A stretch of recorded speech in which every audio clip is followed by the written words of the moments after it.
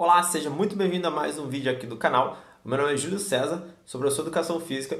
E no vídeo de hoje a gente vai te passar aqui um react, né? Eu vou interagir aqui com o treinamento da galera que fez aí um treinamento específico para peitoral. E aí eu vou passar alguns comentários, algumas análises, algumas avaliações, de repente alguns puxões de orelha, algumas correções. Enfim, vamos interagir de uma forma bem bacana com os próximos movimentos que vêm a seguir. E no final do vídeo, aquele esquema. Compartilha, curte, fala com os amigos para se motivarem a treinar também. Então, vamos para o vídeo? Então é isso, pessoal. Começamos aqui diretamente com o nosso clássico voador peitoral. Você vê aí que na execução, o Jonathan ele faz um pouco mais um movimento com o cotovelo abaixo, né? Tá vendo ali bem abaixo do ombro, né? Tem posições que a gente pode utilizar o cotovelo um pouco mais alto, mas nesse caso ele prefere assim, por conta até do ombro dele. Nesse caso aqui do Falcão, ele já coloca o cotovelo um pouco mais alto, ó, quase que alinhado ali com o ombro dele. Isso proporciona uma maior preensão, né? Você consegue trabalhar o movimento um pouco mais, você consegue fazer um pouco mais de força, né? E consequentemente você desenvolve um pouco mais seu peitoral, tá? Nada de errado com a forma como o Jonathan executou, só que assim, tem pessoas que preferem de uma forma, pessoas que preferem de outra, principalmente pela questão biomecânica, né, do movimento. E aí o Jonathan, um pouco mais fechado, dá para perceber que a amplitude de braço dele é maior do que os outros dois rapazes. Então ele tem um pouco mais, parece que ele fica maior, né? Fica grande ali no aparelho. Então a alavanca dele fica até mais curta, você vê que o movimento é bem curto para ele. Ele inclusive até adaptou um pouco lá o voador. Nesse caso aqui, o nosso velho e tradicional supino reto. Se eu não me engano, são execuções em pirâmide, tá? Vamos ver aqui, avançar um pouco mais o vídeo para ver como é que eles executaram. Você vê que, sim, ó, ele descansa ali, vamos ver. O pessoal coloca o peso, acrescenta mais carga e vamos no trabalho de pirâmide. Já vou explicar para que serve esse método de pirâmide. A gente vê ali que a execução dele está correta, o ângulo está certinho, né? Só percebo ali que tem uma certa inclinação para a esquerda. Aparentemente, vendo desse ângulo aqui, parecia que a barra está um pouco mais inclinada para um lado, outro. Isso influencia um pouco, né, na execução do movimento, mas não. Acho que tá certinho. Deu para dar a inclinação certinho. No finalzinho ali, últimas repetições, o Jonathan dando o auxílio ali. Sempre importante esse auxílio no final, tá? Para você desenvolver bem a musculatura. E aí, o Jonathan também, trabalho bem estável ali da barra. Você repara do polegar, esse detalhe é bem importante, tá? Tem muita gente que prefere colocar o polegar ali na barra na hora que está executando, que dá uma estabilidade muito boa, né? Tem gente que não prefere. Isso é muito mais a questão de como o teu corpo se ajusta no aparelho, tá? Na barra, principalmente no peso livre. E aí o Falcão dando aquele suporte peitoral, show, finalizando aí o trabalho de supino. Supino reto é o fundamental para você desenvolver força, tá? Porque você está realmente reto, ou seja, a angulação do exercício influencia muito, tá?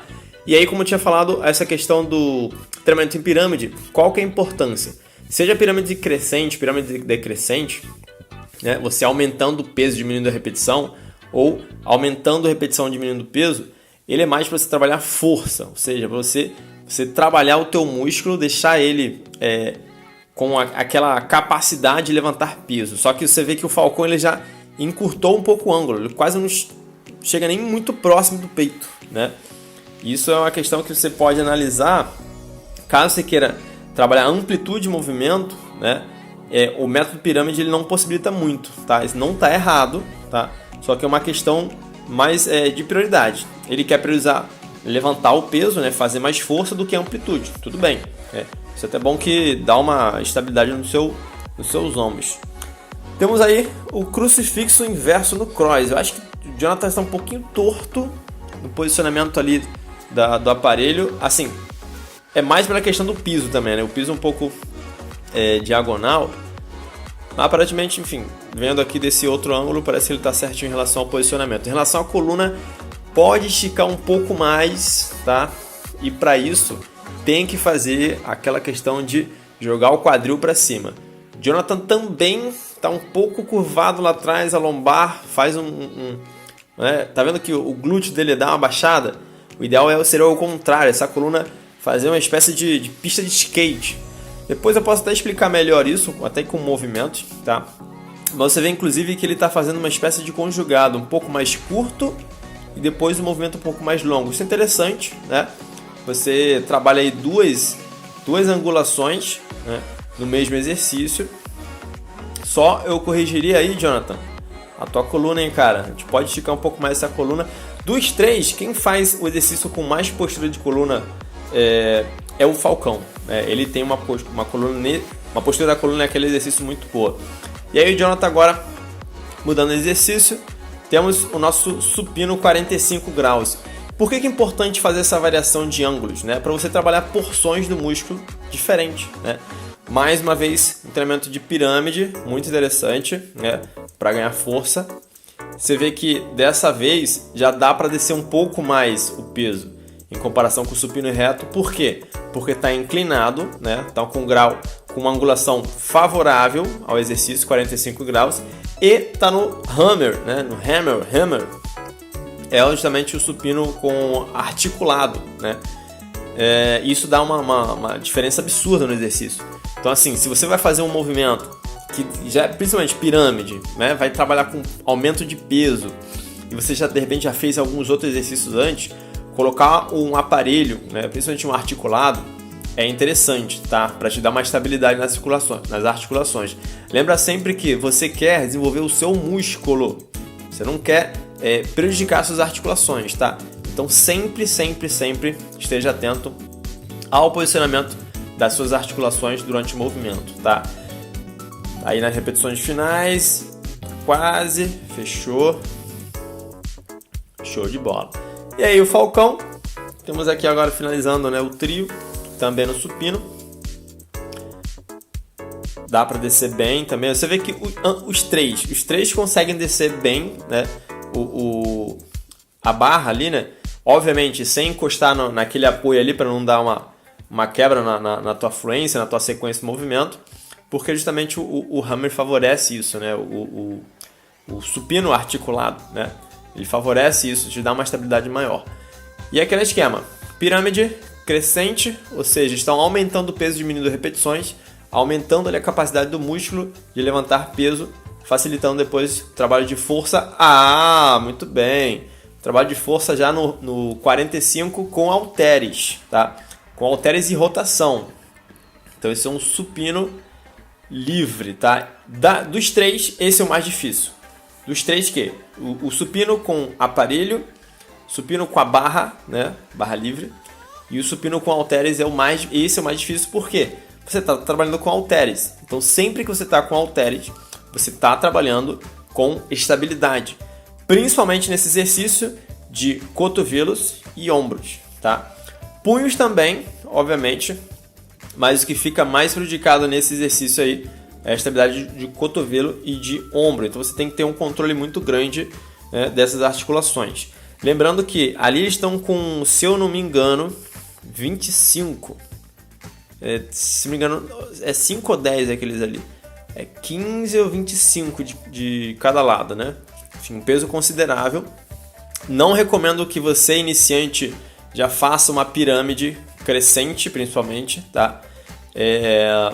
E com pesos livres, principalmente com halteres, porque isso já é um treino um pouco mais avançado, demanda muita estabilidade das suas articulações e você já tem que ter um certo nível de força.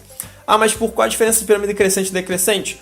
A pirâmide decrescente, ela te condiciona para a pirâmide crescente, né? Porque você quer se condicionar, através do método pirâmide, para levantar mais peso e ficar mais forte, desenvolver mais seus músculos. Mas se você executando uma pirâmide decrescente no começo do seu programa de treinamento, ele vai te condicionar, vai te capacitar para você fazer uma pirâmide crescente lá na frente, tá? Isso é muito importante ser dito. Tem muitas questões técnicas e tudo mais, mas aqui a ideia é te passar uma visão geral para você iniciar os seus treinamentos de musculação ou tirar alguma dúvida, dar uma esclarecida aí em coisas bem básicas, tá? Jonathan, então, finalizando sua série de supino 45 graus com halteres. Você vê que lá no finalzinho a fadiga, né? A amplitude deixa um pouco a desejar, mas é isso mesmo, não tem como forçar. Esse exercício é muito interessante, tá?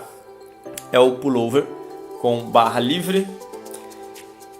Você tem duas opções, trabalhar com carga alta ou com carga baixa. Na verdade eu colocaria uma terceira opção bônus, que é amplitude de movimento.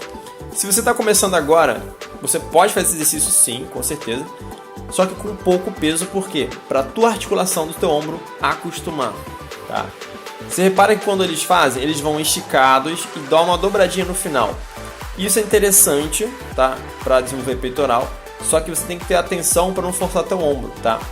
Se você coloca um peso alto para fazer esse exercício, o ideal é que você já vá com os cotovelos flexionados para trás, tá? Inclusive deixa um backup lá de apoio, tá vendo que tem um step ali para apoiar a barra. Se você está com pouco peso e quer trabalhar amplitude, vai esticado, dois cotovelos, show de bola, não tem problema nenhum. Mas se você está trabalhando com carga alta, que é o caso deles, muita atenção com o seu ombro, tá? Você vê que está indo lá atrás, tá com o cotovelo estendido e tá ruim de puxar, solta essa barra, senão você vai se machucar, vai machucar o cotovelo, os ombros, tá? E aí agora o Jonatas, para finalizar a sequência, mesma coisa dos outros dois, tá? O que eu corrigiria neles três seria o seguinte: pode ir lá para trás, se está com peso alto, já vai com o cotovelo flexionado, entendeu? Os dois cotovelos flexionados, para você não voltar e trabalhar e não tensionar o tríceps também, né? Você quer só tentar isolar o máximo possível o peitoral, mas se você vai lá e dobra no final, na hora de puxar você está usando um pouco do tríceps também. Você vê que o Jonas está um pouco para a esquerda, se não me engano, a barra dele está um pouco torta, isso é questão aí de angulação, pode ser alguma questão do ombro dele, se não me engano o ombro dele tem dado umas fisgadas e enfim, tem que estar sempre atento com isso. Bom, finalizando aqui, se não me engano não tem mais nenhum exercício, vamos dar uma olhada aqui no decorrer do treinamento, né? Dos três rapazes, né? Nos três rapazes eu corrigiria isso, a questão do já ir com o cotovelo flexionado, principalmente quando você está com peso alto. O Jonatas vai... sim, vai conjugar aqui agora, show de bola, nos dois rapazes anteriores, não sei se eles não fizeram ou não gravaram. Conjugou ali com um crucifixo, show de bola. Trabalhando bem essa amplitude peitoral, trabalhando um pouco do miolo do peito, né? A parte central ali e um pouco ali a parte lateral, mais próxima dos ombros. Muito bem.